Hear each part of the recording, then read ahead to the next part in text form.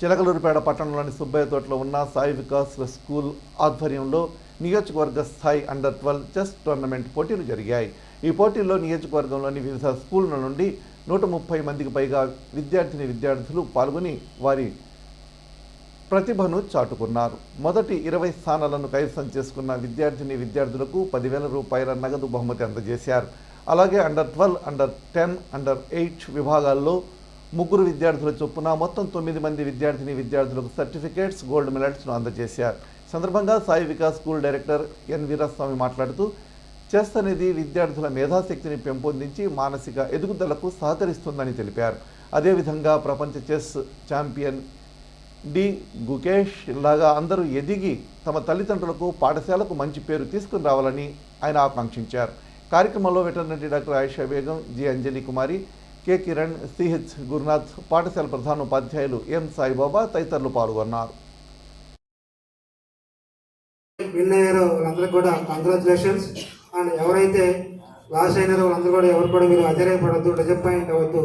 Next time try చేయండి. మీరు ఉన్న ప్లేసెస్ కంటే ఇంకా టాప్ ప్లేసెస్కి రావచ్చు. రీసెంట్గా మనకి వరల్డ్ ఛాంపియన్ ఎవరికి వచ్చింది? గుకేష్కి వచ్చిన ప్రైజ్ మనీ తెలిసే ఎవరికన్నా? 14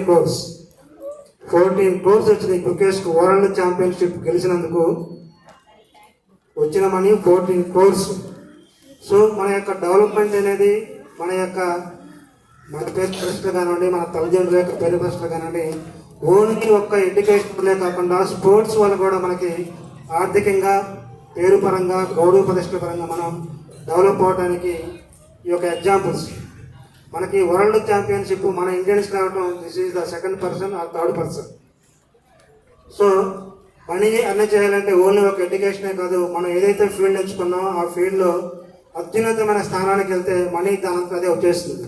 సపోజ్ గుకేష్నే తీసుకోండి, అతను ఎన్నుకున్న చెస్ ఫీల్డ్లో అత్యున్నతగా రాణించాడు, వరల్డ్ ఛాంపియన్ అయ్యాడు.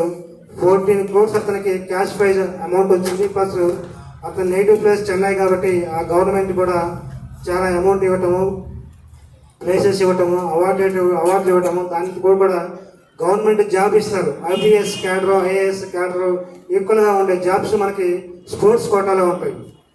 పివి సింధు కానివ్వండి, సచిన్ టెండూల్కర్ కానీ ఎవరైనా సరే, ఎవరైతే స్పోర్ట్స్లో అత్యున్నత స్థాయిలో వాళ్ళందరికీ కూడా ఐపీఎస్, ఐఏఎస్ క్యాడర్ సంబంధించిన జాబ్స్ మన గవర్నమెంట్ వాళ్ళు స్పోర్ట్స్ కోటాలో ఇస్తారు.